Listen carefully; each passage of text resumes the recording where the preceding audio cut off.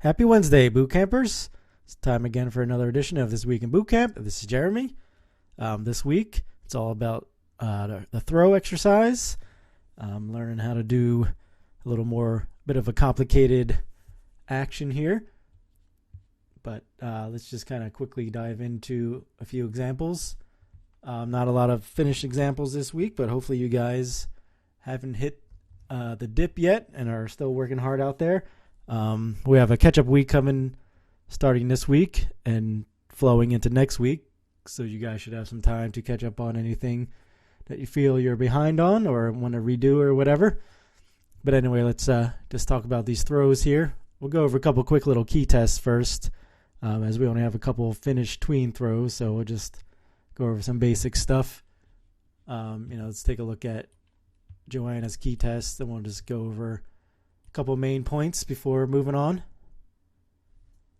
And basically the key takeaway for this week's lesson with the throw, a lot of things we're going to go over. The main thing is how to use arcs in your motion, and how arcing and putting curves on your motion paths can really help make your movements feel a lot more natural, have a better flow to it.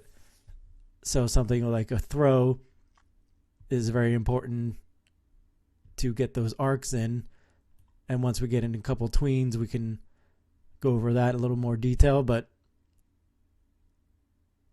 again, with anything, your key tests and key poses are very important. This is another type of more of a quote unquote violent action. A throw in general is a pretty quick action with a lot of big movements and some big reversals. That's also key to this action. You go from the wind up to this big follow through. So it's nice to have like a nice big reversal here, where she's kind of crunched down and kind of springs up. So that'll give you a nice a nice little flowing motion there, and it gives you some nice visual interest with a nice big reversal there. So Joanna has a nice start here with a solid key test. Let's take a look at Michael's. He has a key test so far.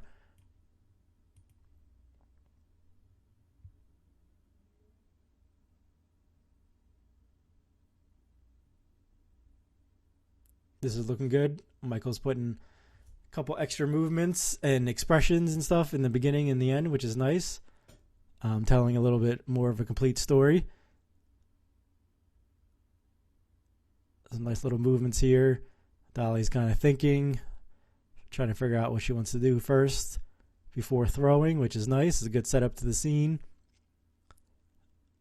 One thing I just want to point out, as we talk about in a few other previous lessons, and we'll continue talking about it the rest of the course. It's all about balance and stability when you're doing actions.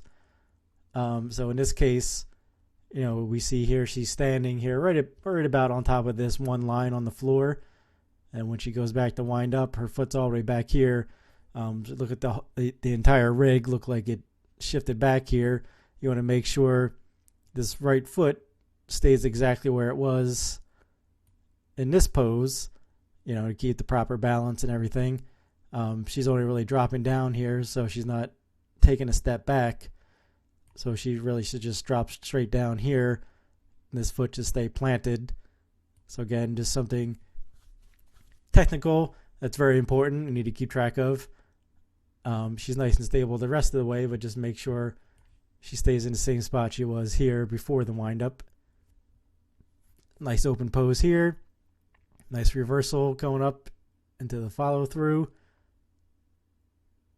And then we got some nice little reaction shots at the end there. After her ball probably hits something or someone on the other side of the lab. She's kind of doing like, oh, well, these things happen. Nice, great, expressive pose there.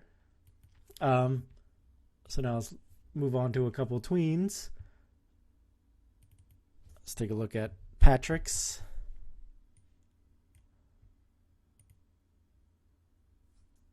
apologize for the low quality here. Guess it's kind of a low res render, but we can still take a look at it. I like the setup in the beginning here. She's kind of looking out into the distance to see maybe maybe Ollie's on the other side of the lab, so she's kind of looking out, see how far she needs to throw this ball. Nice little wind up. Take a look at the timing here. I like how she kind of eases into the wind up. She's building up that energy, and here is where the arcing comes into play. As she brings this right arm back, it's nice to have a good wide arc, so she can extend that arm and really get a good arc on that wind up. Really gives her arm a nice little natural flow to it. And then the same with coming forward. What a nice big,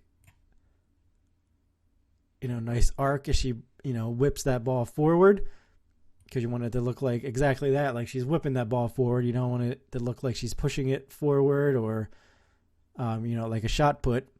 So an arc is very important there. So you can get that nice little whipping action that you see here, which is very nice. And that arc continues all the way down through the follow through. So you can really get that good amount of force on the throw. We got a nice little transition. And Patrick added a nice little reaction shot at the end. Nice little snappy move. Either she broke something or maybe she hit Ollie with her really hard throw here. It's a nice little fun reaction at the end. Excellent work. And finally, we'll take a look at Alton's tween throw.